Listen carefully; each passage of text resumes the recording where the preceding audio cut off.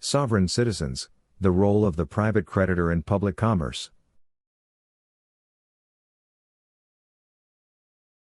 1. The return of the individual.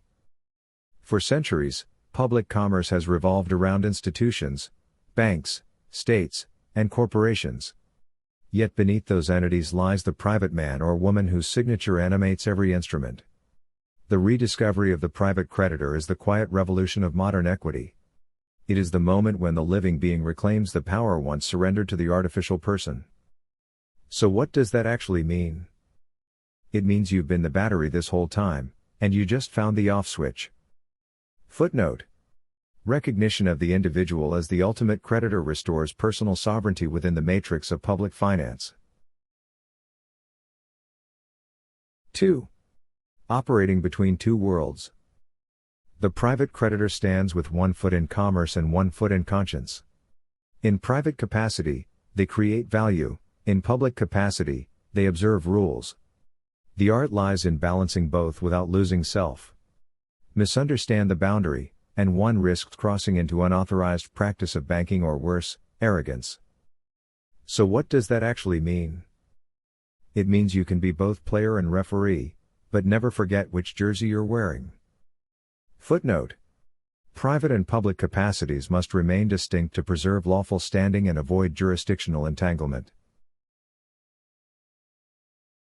3. The duty of stewardship. A true creditor does not hoard value, they circulate it.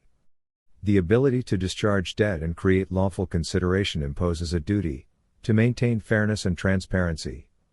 A creditor who weaponizes remedy becomes indistinguishable from the debtor they once opposed. So what does that actually mean? It means being rich in remedy doesn't excuse you from being poor in ethics. Footnote.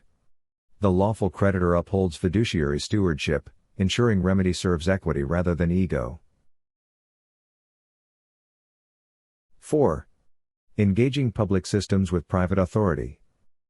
The private creditor interacts with public entities through instruments, notices, affidavits, assignments, and endorsements. Each is a handshake in ink, extending private authority into public record.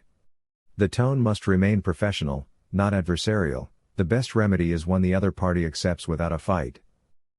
So what does that actually mean? It means you can win more battles with calm paperwork than with angry words. Footnote. Professional tone and procedural accuracy transform private filings into enforceable public acknowledgments. 5.